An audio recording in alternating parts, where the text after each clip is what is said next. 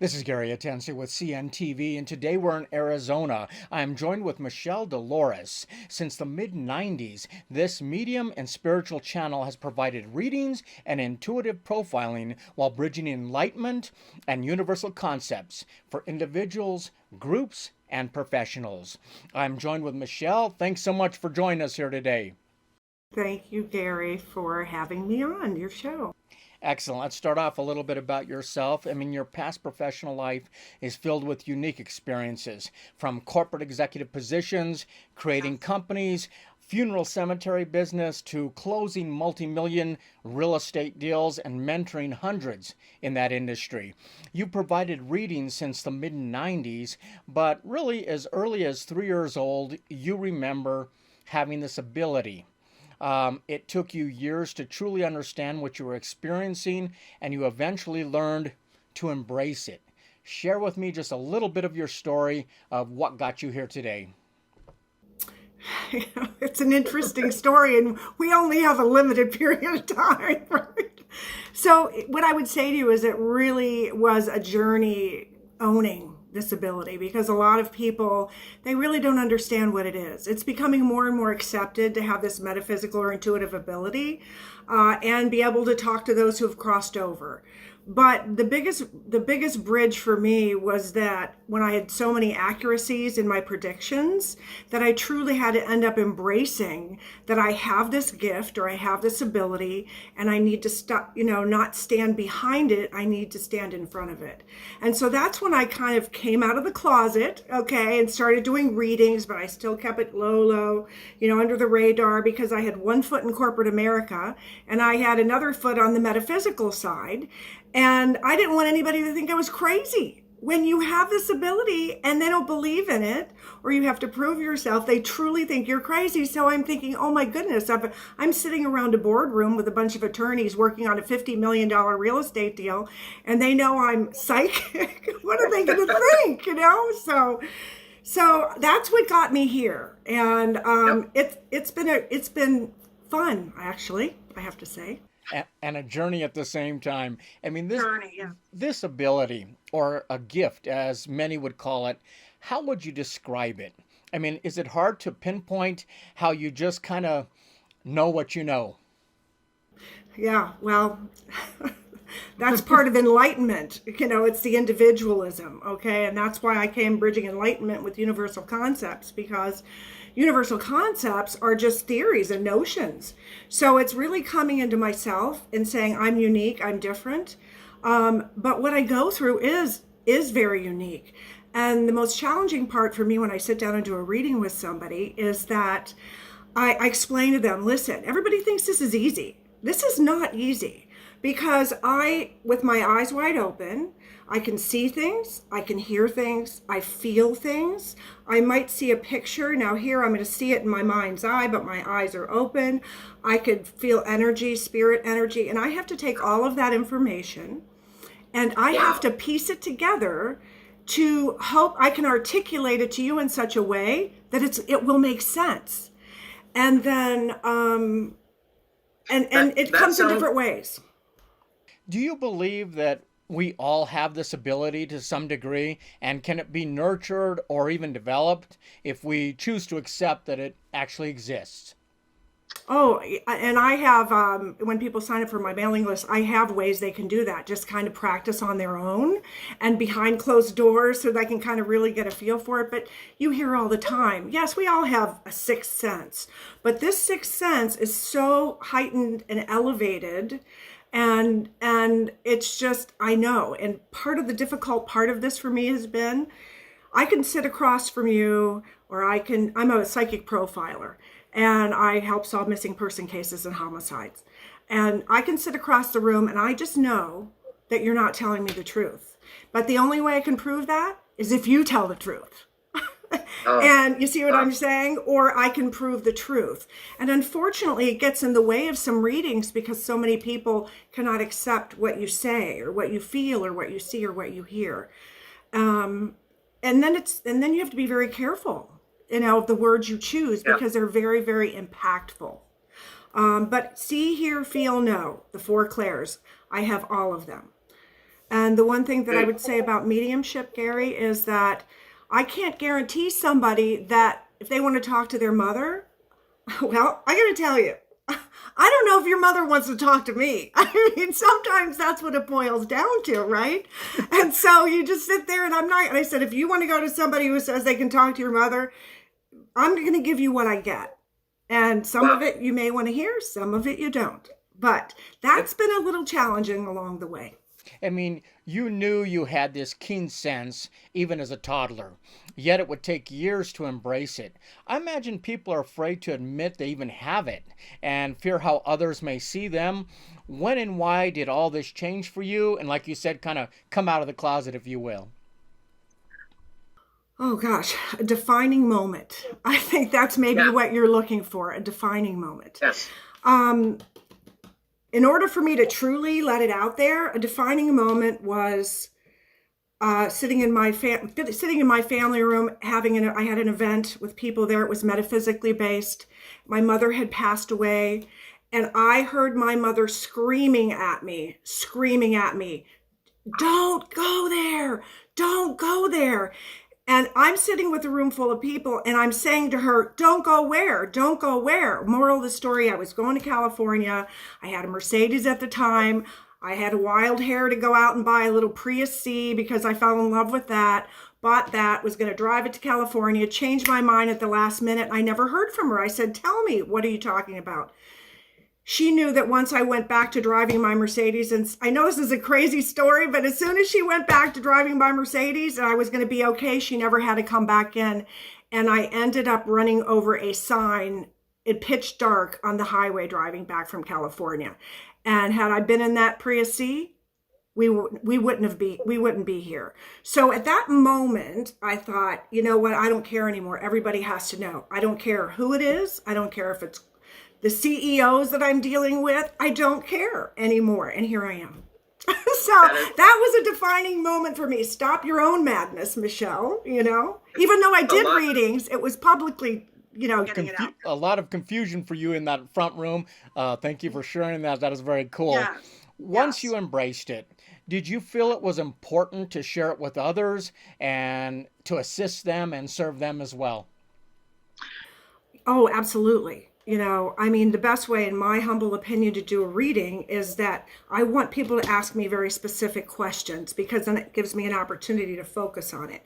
If I do it over Zoom all the time, and if I do it over Zoom, I literally go into a meditation and I write down things that I am getting. So you can't take that back, And I picked the most unique words, but it's about helping them get to the next level.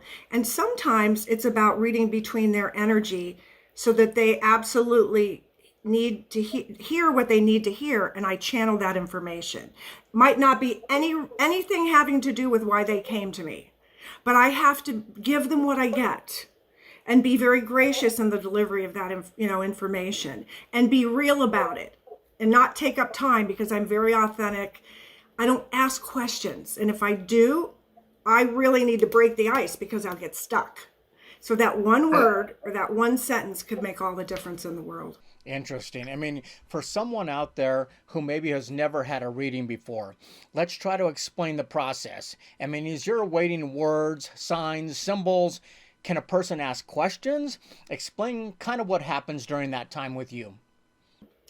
Well, first of all, with me, when I sit down with them, I explain to them everything that I've already explained to all of you. How, this is not easy. And I see, hear, feel, know. I have to articulate it to you. And, it's interesting. Some people need to see you doing something, Gary. I'm not a tarot card reader. I've never studied the tarot, but I have actually two decks. One I use all the time, and I just sit there and I shuffle the cards, because it helps me channel spirit. I'm doing something. And I'm moving. And so I'm channeling spirit, and I just give them what I get. And whatever cards fall out. And I want them to ask questions. I really want them to show me pictures, because as a psychic profiler, you show me that picture, and I'm going to tell you an awful lot about that person that I could not possibly know. So it's just a matter of them being open to receive and then truly understanding, helping you help them understand what that process is going to be before you even start. You know? Right. Who do the messages come from? Are these coming from people who have passed on? Do you believe the message that you're meant to hear will come through? Is that kind of how you're open to it? Well, I don't, honestly, I don't know. I've never had any negative, dark experiences. Okay. So where my messages come from, I always call them my angels and my guides. Okay. But when I sit down and I meditate, I call in my people, I call in their people, you know, and I say, hey, can you guys all talk together to give me the information that I need to channel through and share with, you know, Jane Doe. And so that's how I do it. So then I just start hearing things and I sense things. And I will, you know, an example would be a girl I did a reading for. She really didn't believe in this. And I told her X was going to happen with the guy she worked for. And then I said her son was going to get in a car accident in a blue vehicle, but he's going to be okay. And she didn't believe me. And moral of the story is 3 months later, they both happened 1 week apart. Exactly as I said. So how do I get that information? I don't know. I mean, it comes from universal energy and spirit who has selected me to be one of those people with my effort on earth to channel the necessary information to help people. You definitely don't. You don't control the content. You're just the conduit, basically. I mean, pretty much. You provide readings from 15 minutes up to 1 hour. Can a person kind of increase their chance of connecting by increasing the time with you? Would you say there's a better chance or not so much? Well, wow, that's a loaded question. And here's going to be my personal philosophy. Quite frankly, I think that as long as they come in with the intent of knowing what they want to ask me, I don't think anybody needs more than 45 minutes, honestly, because I'm going to get to the point. If I feel like I can go over that, I will trust that if I have to charge them more, they'll give it back to me. Or let's say hypothetically, they buy an hour of my time and I only have 40 minutes worth to say. I'm not going to take up that 20 minutes and ramble on because they paid me for it. I allow them to basically put it on the books. You know what? Call me back another time. I'll just look at it in my calendar and I'll talk to you about it. So that's my philosophy. Some people want and need more time, and that's entirely their choice. Because my hope is always that I am going to give them some morsel, some nugget of wisdom, or some peace of mind, or way of maybe looking at something different or how to cope with it. And it's not really coming from me. I literally am channeling this information and really work hard at giving that information a gentle, straightforward, tell it like it is way. Interesting. So we're not really we're not really restricted by we're restricted by time, but the other side is not. So really it's just a matter of energy going on there. I mean, we now all can benefit from technology, kind of like this video call right now. Can you provide a reading for anyone from anywhere? And would you say it's just as successful as being in person? Yes, absolutely. As a matter of fact, Zoom is a godsend, okay? Because it really connects all of us all over the planet. Me looking at you right now, I need to just happen, I can feel your energy, you know? I can see your energy. I can feel your energy. We're connecting. We're interacting. If I see your picture, I'm connecting with your energy. If I hear your voice, I'm connecting with your energy. I personally do not have to be face to face with somebody. So, but if I am, who knows? Sometimes it goes a little different, maybe because we have a little more time or feel more comfortable. I don't know, but moral of the story is, technology has provided all of us with an incredible opportunity to connect. Absolutely. Like you said, it's really a godsend in your industry as well as many others. I mean, you have helped not only individuals, but professionals out in the field with intuitive profiling, missing persons, even homicides. Explain a little bit that process for folks. How does that work? Well, mine's a little bit different, okay? And here's why I say that. I'm actually right now working with someone on a case in California direct because they found me. But typically, Well, what I did was I worked through a company, and I want to, whose name will remain unmentioned, but you have to be referred into that company to even work with them, and you have to be tested. All right. So once you're tested and you pass the smell test, more than the smell test, believe me, then you're in. And we volunteer our time to help humanity. Wow. We do not get paid for this. So when I share my gift, I do my share, you know, and so we're behind that veil, because the owner of this company then works with the police departments and the FBI, and we're sent the case information, and then we give our report on whatever our modality is. We give our report and send it in, and we have actually solved more cases than even police departments and the FBI because of all of our data. So there's about 80 of us, the last I knew, across the world. So it's been really an interesting journey. I haven't worked on many cases recently, but this one I'm focusing on right now. So that is exciting. I mean, Pretty kind of cool. cool that you've been tested and certified, if you will, basically knowing that you're the real deal and people have used your services in a professional manner. I mean, as someone who is considering using your abilities, this interview possibly could help them decide as well. But you too use and go to mediums. What do you look for when you're choosing a medium?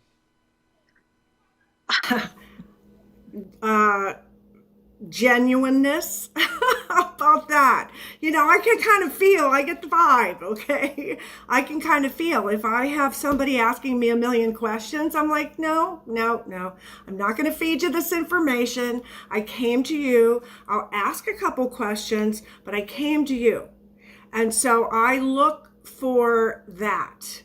And you know, generally everybody has a different experience, but I think it's most important that the person you're sitting with, one you resonate with, and if you don't, get up and walk away. I mean, save your money. I just, you know, that my thing is asking too many questions. You know, Yep. because I don't That want is to. interesting. Yeah, you're going to tell. I'm going to tell you everything you need to know, and that's not why I'm paying you. You know? So definitely you're looking for genuine, like you said, a feeling, making sure you resonate with that person.